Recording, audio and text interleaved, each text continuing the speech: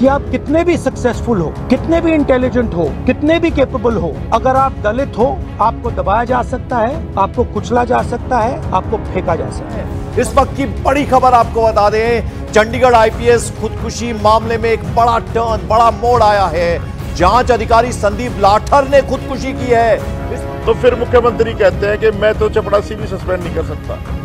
अभी हमने कल पंचायत करी थी और 48 घंटे का अल्टीमेटम है, पूरे देश में आंदोलन शुरू हो गया है। हरियाणा में आईपीएस पूरन कुमार की आत्महत्या का मामला पूरे देश में चर्चा का विषय बना हुआ है, और हो भी क्यों ना। आजादी के बाद अब तक के इतिहास में पहली बार आप देख रहे होंगे 8 दिन से एक व्यक्ति की मुर्दा लाश पड़ी हुई है। परिवार आंदोलन कर रहा है कि न्याय मिले तभी हम इसको अंतिम संस्कार करेंगे, और मुर्दा सिस्टम इतना त्रस्त हो चुका है कि न्याय नहीं दे पा रहा है। बड़े बड़े सरकार के मंत्री, विधायक, सांसद, प्रतिपक्ष के नेता पूरे देश में इस मुद्दे को उठा रहे हैं, आंदोलन करने वाले परिवार से मिल रहे हैं, लेकिन बड़ा फैसला होने की बजाय डीजीपी को छुट्टी पर भेजा गया। और उससे भी बड़ी खबर आज आ गई कि उनके मामले की जांच करने वाले रोहतक के एक एएसआई ने सुसाइड कर लिया, और उल्टा उसने पूरन कुमार के ऊपर ही गंभीर आरोप लगा दिए। यानी पूरा का पूरा हरियाणा का प्रशासनिक सिस्टम ध्वस्त हो चुका है। अब तक वाई पूरन कुमार का मामला चल ही रहा था, अभी देश को पता ही नहीं कि वहां क्या हो रहा है क्या नहीं। परिवार धरने पर बैठा है और पत्नी जो आईएएस अधिकारी हैं वो न्याय की मांग कर रही हैं। मुख्यमंत्री के लिए वहां के आंदोलन करने वाले लोग कह रहे हैं कि वो तो फैसला लेने की स्थिति में ही नहीं है। अंदरूनी बैठक में मुख्यमंत्री कह रहे हैं कि चपरासी मैं नहीं हटा सकता, डीजीपी क्या हटाऊंगा। और कहा यह जा रहा है कि पूर्व मुख्यमंत्री से लेकर के दिल्ली में बैठे बीजेपी के बड़े नेता सब कुछ कंट्रोल कर रहे हैं। तो फिर मुख्यमंत्री कहते हैं कि मैं तो चपरासी भी सस्पेंड नहीं कर सकता। तो ये सोच लो आप कि इस प्रदेश को, हरियाणा को कौन चला रहा है। मगर उसी बीच में रोहतक के एएसआई संदीप लाठर ने खुद भी सुसाइड कर लिया और पूरन कुमार पर गंभीर आरोप लगा दिए। लेकिन उसके पहले जरा समझिए कि पत्नी आंदोलन कर रही हैं, देश के कैबिनेट मंत्री, बीजेपी में मंत्री, चाहे वो रामदास अठावले हों चाहे चिराग पासवान हों, वे सारे लोग भी पीड़ित परिवार के पास पहुंच रहे हैं, न्याय मांगने के लिए बोल रहे हैं, और ये कह रहे हैं कि इस देश में एक दलित आईपीएस भी बन गया तो उसके साथ किस कदर का अन्याय हो रहा है कि वो उसे आत्महत्या करनी पड़ रही है।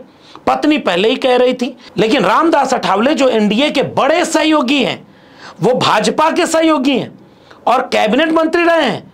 देखिए उनका ट्वीट, वो भी ये बता रहे हैं कि भाई न्याय होना चाहिए, न्याय नहीं हो रहा है इसका मतलब, और डबल इंजन की सरकार है। चिराग पासवान वो भी न्याय की मांग कर रहे हैं और बीजेपी के सहयोगी हैं, बड़े नेता हैं। कहां पर न्याय कौन रोक रहा है जरा ये पता नहीं चल रहा है। राहुल गांधी नेता प्रतिपक्ष आज खुद परिवार से मिलने पहुंचे और परिजनों से मिलने के बाद उन्होंने मीडिया को संबोधित करते हुए देश के प्रधानमंत्री और हरियाणा के मुख्यमंत्री से ये गुजारिश की कि भाई आपने न्याय का वादा किया था, न्याय दीजिए, ये सब बंद करिए। सुनिए राहुल गांधी को। एक परिवार का मामला नहीं है, देश में करोड़ों दलित भाई बहन हैं, उनको गलत मैसेज जा रहा है। क्या मैसेज जा रहा है कि आप कितने भी सक्सेसफुल हो, कितने भी इंटेलिजेंट हो, कितने भी कैपेबल हो, अगर आप दलित हो आपको दबाया जा सकता है, आपको कुचला जा सकता है, आपको फेंका जा सकता है, और ये हमारे लिए एक्सेप्टेबल नहीं है। तो मेरा मैसेज है as LOP to prime minister of India, to chief minister of Haryana, आपने इन 2 बेटियों को जो कमिटमेंट दिया है इसको आप पूरा कीजिए, और जो इनका फ्यूनरल है, पापा का फ्यूनरल है, उसको होने दीजिए। पीड़ित परिवार अभी भी जो मांग कर रहा था कि डीजीपी को कार्रवाई की जाए, और डीजीपी को छुट्टी पर भेज दिया। जल्दी ही पिछले 24 घंटे के भीतर का ये मामला है, डीजीपी छुट्टी पर चले गए, दूसरे डीजीपी ने ज्वाइन कर लिया। और लेकिन आम आदमी पार्टी, कांग्रेस पार्टी, उसके बाद तमाम विपक्षी दल, और उसके बाद से लेकर के अखिलेश यादव से लेकर के चंद्रशेखर तक बहुत लोगों के बयान। आज भी हम लोगों को देखना पड़ रहा है कि कहां जाति के आधार पर भेदभाव हो रहा है, और उसकी वजह से जो सुनने में आ रहा है कि उसी की वजह से एक आईपीएस की जान चली गई। कितने लोग सड़क पर आंदोलन कर रहे हैं। वाल्मीकि महापंचायत होती है और महापंचायत के बाद ऐलान होता है कि 48 घंटे का अल्टीमेटम है। अभी हमने कल पंचायत करी थी और 48 घंटे का अल्टीमेटम है, पूरे देश में आंदोलन शुरू हो गया है। और हालांकि डीजीपी को छुट्टी पर भेज दिया गया, लंबी छुट्टी, कोई पद से नहीं हटाया गया, छुट्टी पर गए, नए डीजीपी ने कार्यभार संभाल लिया है। लेकिन मुख्यमंत्री से मिलने के बाद एक प्रतिनिधिमंडल बाहर आया, उसने सार्वजनिक तौर पर जो बयान दिया है उसका एक छोटा सा हिस्सा मैं इस पूरे प्रकरण में आपको सुनाना चाहता हूं, ताकि आप ये समझ पाएं कि इस पूरे मामले में हो क्या रहा है। मैं जो बात हुई आपसे बिल्कुल स्पष्ट कहूंगा। सीएम ने कहा उनको कि सस्पेंड कर दो इनको दोनों को। आप ध्यान से सुनना भाई, जब सीएम ने कहा कि इनको सस्पेंड कर दो, चीफ सेक्रेटरी का खुल्लर तुरंत खड़ा हुआ, कह रहा जी ऐसे नहीं कर सकते। मैंने कहा मुख्यमंत्री तू है क्या भाई, ये नायब सैनी है, जब मुख्यमंत्री कह रहे तो सस्पेंड करो। तो फिर मुख्यमंत्री कहते हैं कि मैं तो चपड़ासी भी सस्पेंड नहीं कर सकता। तो ये सोच लो आप कि इस प्रदेश को, हरियाणा को कौन चला रहा है? इस प्रदेश को शत्रुजीत कपूर, खुल्लर और ऊपर से खट्टर, ये लोग चला रहे हैं। इसमें जो है ना सीएम, तो मुझे नहीं लगता उसकी कोई सुनता है, रबड़ की मोहर है। हरियाणा में बीजेपी की सरकार है और बीजेपी के मुख्यमंत्री के ऊपर इतना बड़ा आरोप, और नायब सैनी ओबीसी हैं, पिछड़ी जाति से आते हैं। बीजेपी के पिछड़ी जाति के मुख्यमंत्री मोहन यादव का क्या हश्र हुआ अभी आपने देखा। उन्होंने 14% से 27% आरक्षण बढ़ा दिया। पूरी बीजेपी और आरएसएस के ट्रोलर मोहन यादव के खिलाफ सार्वजनिक तौर पर सड़क पर उतर गए और वो डिफेंड नहीं कर पा रहे। फिर अभी तो मामला कोर्ट में चला गया। लेकिन नायब सैनी, इनके बारे में अभी ये सारे लोग क्या बोल रहे थे कि चपरासी तो हटा नहीं सकते, डीजीपी क्या हटाएंगे? क्या भाजपा अपने नेताओं को, दलित पिछड़ों को पर्ची से सीएम बना दे, पर्ची से कुछ भी बना दे, फैसला लेने का पावर नहीं देती? ऐसे में ये सोचना दिलचस्प हो जा रहा है कि फिर हरियाणा चला कौन रहा है।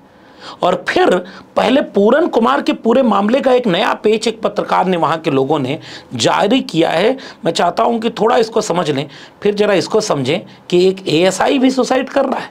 हो क्या रहा है हरियाणा में? आदेश रावल एक पत्रकार हैं, वो ट्वीट करते हुए लिखते हैं कि पूरन कुमार के परिवार की कहानी को समझिए।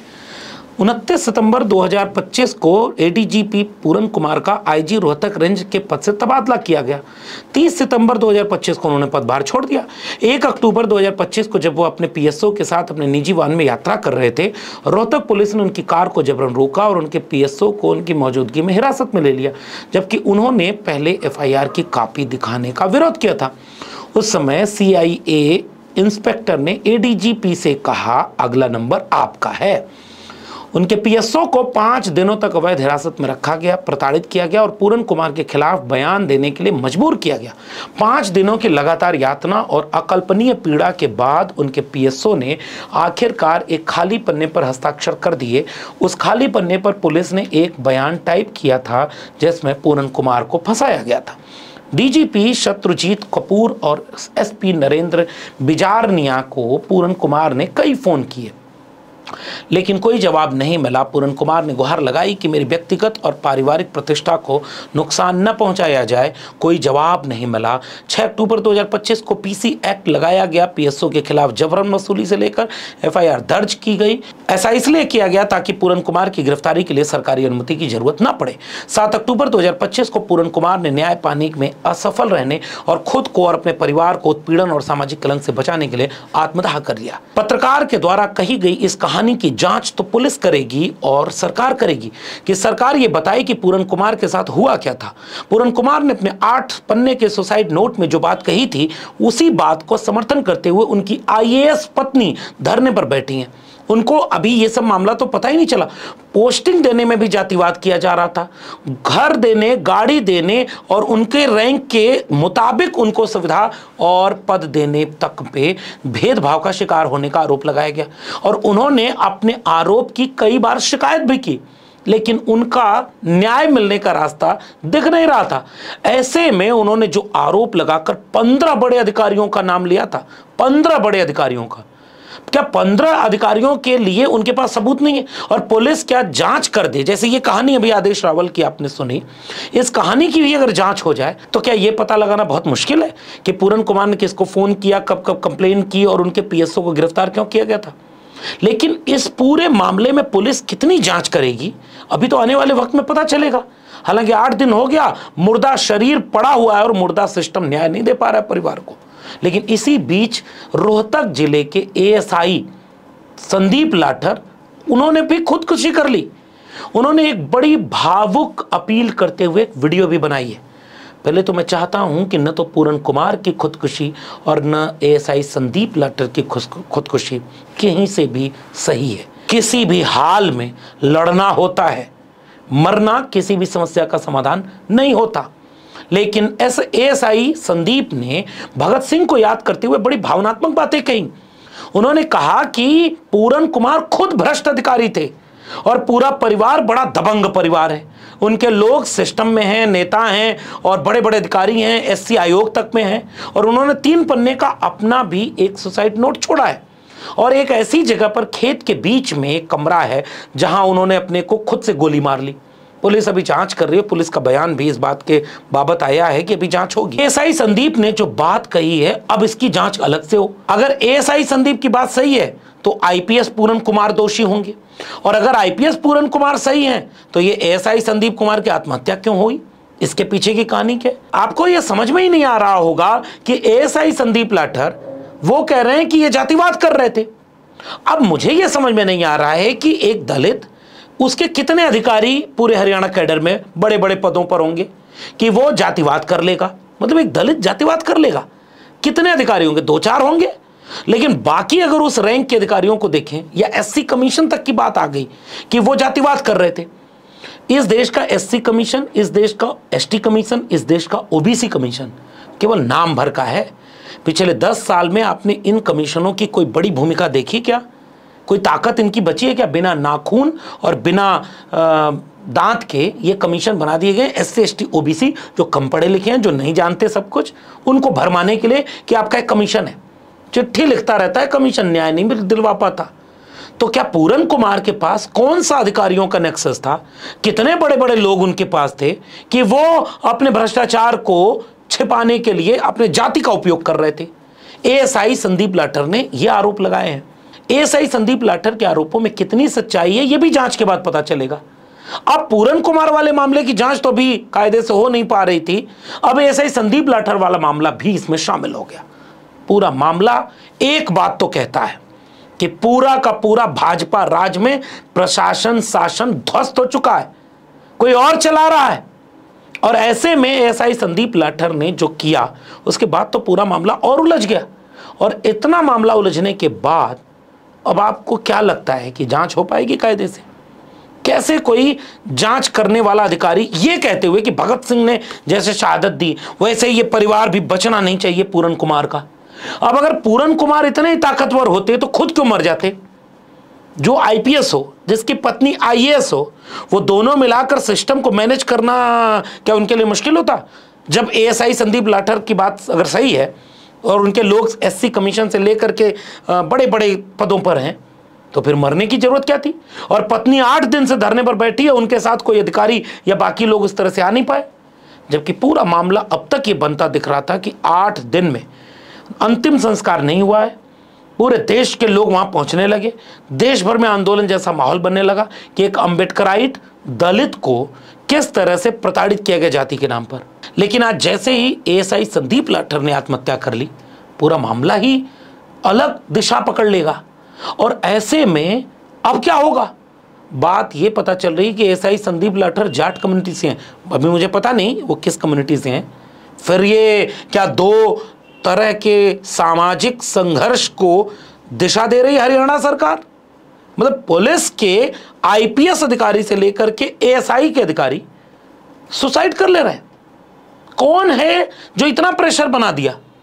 और न्याय की प्रक्रियाएं दिख क्यों नहीं रही हैं? अगर पूरन कुमार भ्रष्टाचारी था तो यह बात कहने के लिए एएसआई संदीप लाठर को गोली क्यों मारनी पड़ी?